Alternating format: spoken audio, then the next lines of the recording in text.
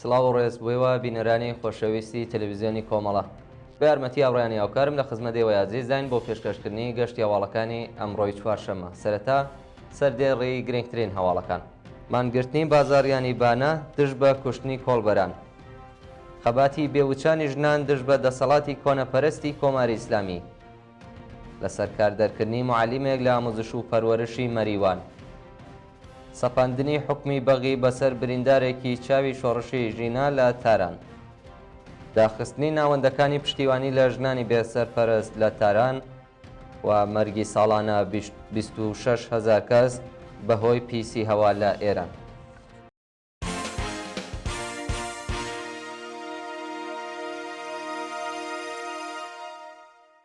درێژەی هەواڵەکان. مانگرتنی بازاڕیانی بانە دژ بە کوشتنی کۆڵبەران. بە پێی هەواڵی گەیشتوو بازاڕیانی شاری بانە بڕیاریان داوە ئەمڕۆ چوارشەممە 26 گوڵان بە نیشانەی ناڕەزایەتی دەربڕین لە ئاست کوشتنی بەردەوامی کۆڵبەریان لەلایەن حکوومەتەوە دوکان و بازاڕەکان دابخەن و مان بگرێت. ڕۆژی سێشەممە 25 گوڵان کاسبکارێکی خەڵکی چۆمانی سەر بە شاری بانە بە ناوی موعین تەوفیقپور لە حاڵێکدا هیچ بارێکی پێنەبووە لەلایەن هێزە جەنایەتکارەکانی کۆماری ئیسلامیەوە درایە بەردەستڕێژی گولە و دەست بەجێ گیانی لە دەستە. کوژرانی ئەو کاسبکارە شەپۆلێک لە ناڕەزایەتی لە نێو خەڵکی ئەو شارەدا ساز کردو. بازاڕیان و کاسبکارانی بانە شەوی ڕابردوو لە بانگەوازێکدا داوایان لە خەڵک و دوکاندارەکان کرد بە نیشانەی دەربڕینی ناڕەزایەتی لە ئاست کوشتنی کۆڵبەران مان بگرن. خەباتی بێوچانی ژنان دژ بە دەسەڵاتی کۆنەپەرستی کۆماری ئیسلامی.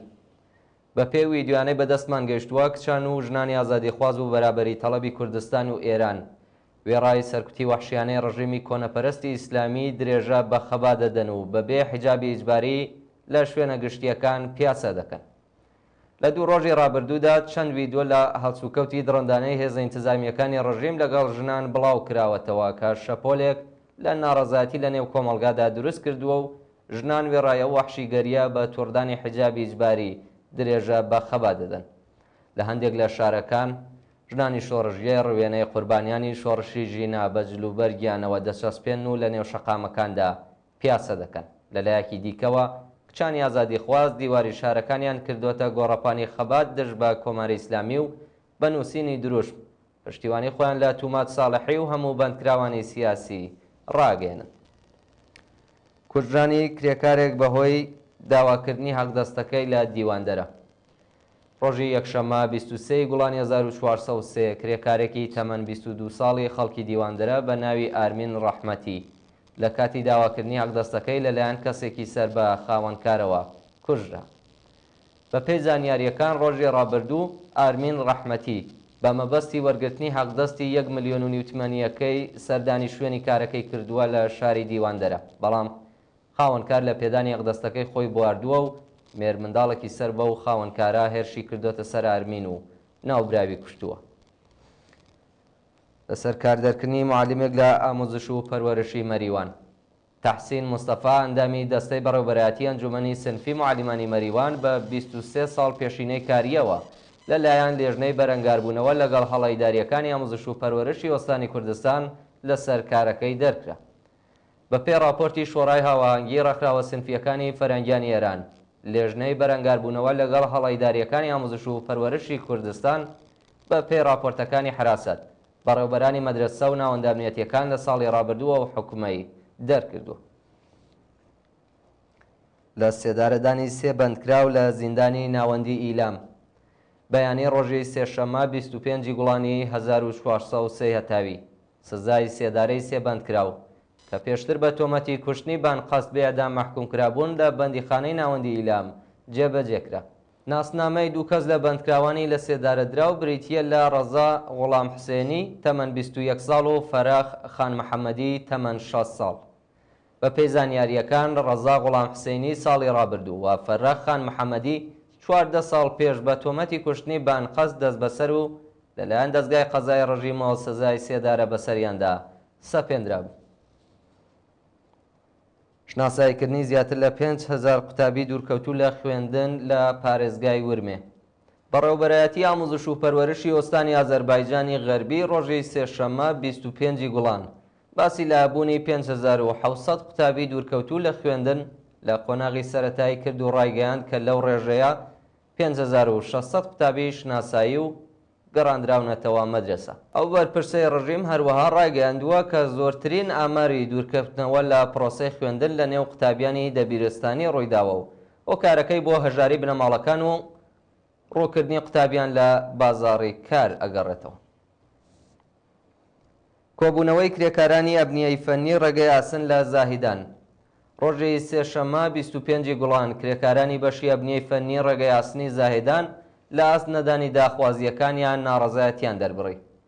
بە پێی راپۆرتەکان کرێکارانی بەشی ئەبنیەی فەنی ڕێگەی ئاسنی زاهیدان خوازیاری وەلانانی پەیمانکار، پێدانی حەقدەست و مەزایای دواخرا و پەرداختی سەختی کار و ئیزافەکاری، دابینکردنی بیمەی دەرمانی و ئیمکاناتی ڕفاهی، نوێکردنەوەی قەرارداد و زیادکردنی حەقدەست بە پێی هێڵی هەژاری بوون. سەپاندنی حکمی بەغی بەسەر بریندارێکی شۆڕشی ژینا لە تاران. ئەمیر ویلایەتی لە بریندارانی چاوی شۆڕشی ژینا لەلایەن لقی 26 دادگای ئینقلابی تارانەوە بە بەغی واتە چالاکی چەکدارانە دژ بە کۆماری ئیسلامی تۆمەتبار و بانکێشتی دادگاکرا. بە پێی ئیبلاغیەی دادگستەری تاران، ئەمیر ویلایەتی بە هاوکاری لەگەڵ گروپە چەکدارەکانی دژبەری ڕژیم تێکدانی ئاسایشی گشتی و ئیجماع و تەبانی دژ بە ئەمنیەتی نەتەوەیی تۆمەتبار و بە بەغی مەحکوم کراوە. ناوبراو لە ڕێکەوتی 2 ڕەزبەر 1401 لە ڕەوتی ناڕەزایەتیەکانی شۆڕشی ژینا لە شاری تاران بە 3 فیشەکی ساچمەی پێکرا و بینایی چاوێکی لەدەستدا. داخستنی ناوەندەکانی پشتیوانی لە ژنانی بێسەرپەرست لە تاران. بە پێی راپۆرتەکان شارەداری ناوچەی دەی تاران حکمی چۆڵکردنی بۆ پێنجەمین ناوەندی پشتیوانی لە ژنانی بێسەرپەرست بە ناوی هەڵاتنی بێناونیشان دەرکردووە. خانووی غەزەڵ یەکێک لە ناوەندە خێرخوازیەکانی سەر بە ڕێکخراوی هەڵهاتنی بێناونیشانەکان لە شاری تاران بووە کە خزمەتگوزاری بە ژنانی زیاندیت و بێسەرپەرست و کارتۆن خەو پێشکەش دەکرد. لە ماوەی چەند ساڵی ڕابردوودا چەند ناوەندی دیکەی پشتیوانی لە ژنانی بێسەرپەرست بە ناوەکانی خانووی خورشید، ڕێکخراوی نووری سپی هیدایەت، سەرپەنای شەوانە ڕۆژیەی ژنانی دەروازەغار و ڕێکخراوی پزیشکانی بێسنوور لەلایەن شارەداریەوە داخراون. مەرگی ساڵانە 26,000 کەس بەهۆی پیسی هەوا لە ئێران. ڕێکخراوی ژینگە ڕۆژی سێشەممە 25 گوڵان لە راپۆرتێکدا ڕایگەیاند کە زیاتر لە 26,000 کەس لە 33 شاری ئێران بەهۆی پیسبوونی هەوا گیانیان لەدەستداوە. سەرۆکی ناوەندی هەوا و گۆڕانکاری کەشوهەوای سەر بە ڕێکخراوی ژینگە ڕایگەیاند کە بە پێی لێکۆڵینەوەکانی وەزارەتی بێهداشت لە 33 شاری ئێران لە ساڵی 1401دا زیاتر لە 26,000 کەس بەهۆی پیسبوونی هەوا گیانیان لەدەستداوە.